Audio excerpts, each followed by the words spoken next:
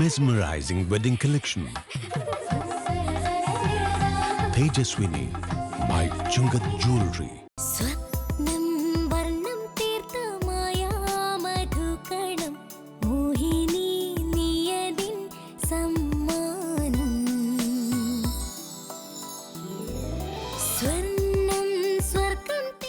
Maveli Jewelry, Angamali.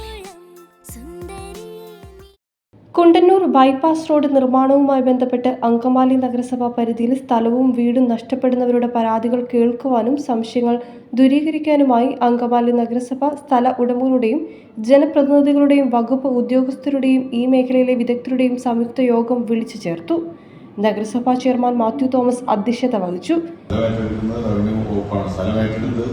Government ഏൽപ്പിച്ചു കഴിയുമ്പോൾ അവിടെയുള്ള വർക്കുകളാണ് ഇവിടെ കയ്യിലുള്ളത്. മറ്റൊന്ന്, നമ്മൾ രണ്ടുപേരും രണ്ട് പക്ഷത്താണ്.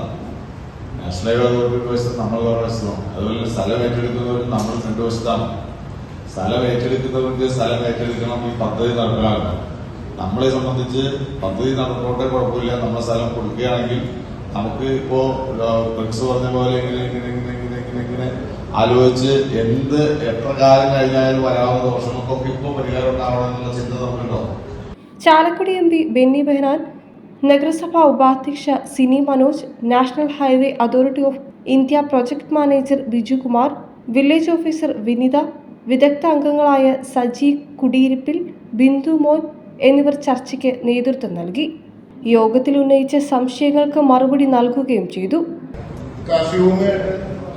വില്ലേജ് ഇതിനകത്ത് കിടക്കുന്ന ഭൂമി അടിയന്തരമായിട്ട് കൺവേർട്ട് ചെയ്ത് ഇത് ഒരു പുരയിടമാക്കി കൊടുത്ത് ഒരു വീട് പണിയുന്നതിന് അല്ലെങ്കിൽ കെട്ടിടം പണിയുന്നതിനുള്ള പെർമിഷൻ അടിയന്തരമായിട്ട് കൊടുക്കണമെന്നുള്ള ഒരു റിക്വസ്റ്റാണ് എന്റെ ഭാഗത്തുനിന്നുള്ളത്. അതിനുള്ള ഒരു സഹായം മുനിസിപ്പൽ അധികാരികളുടെ ഭാഗത്തുനിലൂടെയുണ്ട്.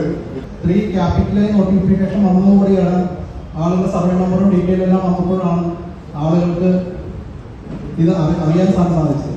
ഇപ്പോഴും ആളുകൾ വലിയ ആശങ്കയിലാണ്. ഇത് 45 മീറ്റർ ആണോ 60 മീറ്റർ ആണോ എന്ന ഒരു ആശങ്കയിൽ ജനങ്ങൾക്കുണ്ട്.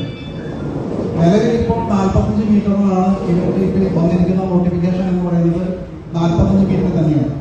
ബൈപ്പാസിന്റെ കൃത്യമായ സ്ഥല നിർണയം, അനുബന്ധ പാതകൾ, സ്ഥലവും വീടും നഷ്ടപ്പെടുന്നവർക്ക് ലഭിക്കുന്ന പ്രതിഫലം, നഷ്ടപരിഹാരം, പുനരധിവാസം എന്നീ കാര്യങ്ങളിലെല്ലാം വ്യക്തമായ വിവരങ്ങൾ അധികൃതരിൽ നിന്നും മുൻകൂട്ടി ലഭിക്കുന്നതിന് വേണ്ടിയുള്ള നടപടികൾ സ്വീകരിക്കുവാനും യോഗം തീരുമാനിക്കുകയും ഇതിനായി ഒരു ആക്ഷൻ കൗൺസിൽ രൂപീകരിക്കുകയും ചെയ്തു.